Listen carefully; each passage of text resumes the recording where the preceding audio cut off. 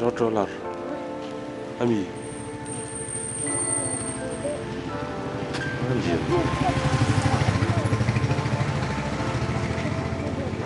Khi chú sáng á, mày trông là mới đó. Sáng á, mày trông là mới đó. Có đồ hết ạ. Có đồ hết ạ.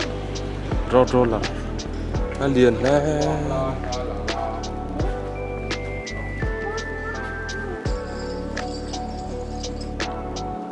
Kawngpui siamna.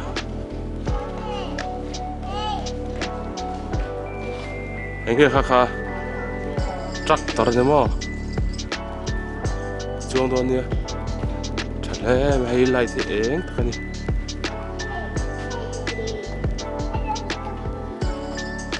tractor hay thì lại cái này liền túi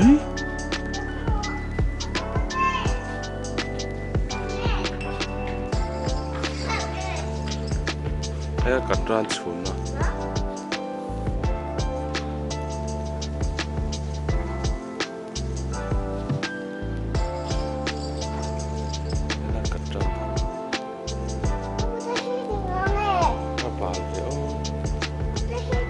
rim chân tục lại tệ ôn này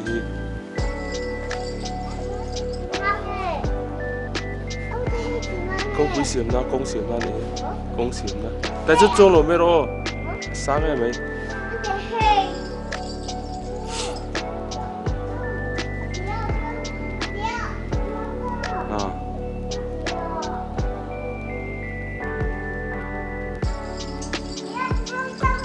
cắt ra để ống tùn cắt ra để ống tùn nữa nhỉ chắc tao lại thua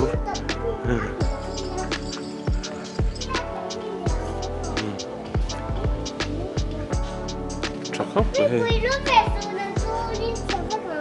JCB Vibromax thế này JCB này xe rô là nó bóc xe rồi mà JCB thì bóc xe rô là nó bóc xe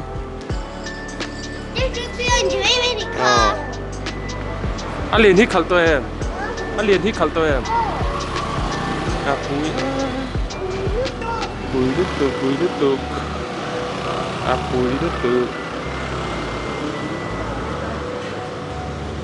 không có sự được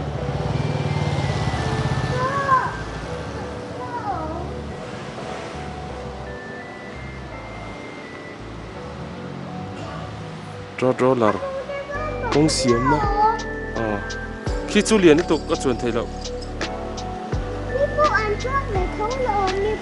liền lúc tục cái chú không thầy lậu không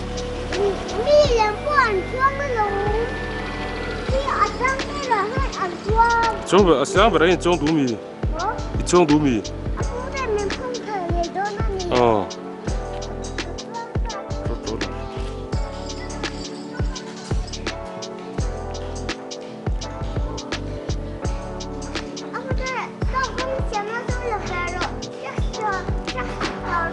cái lá lawm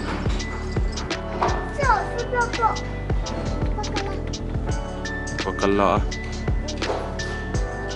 cái bị to lâu thế em driver chú phát tế về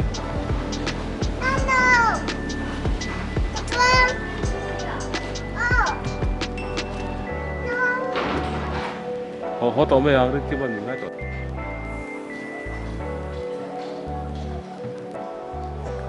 trâu là té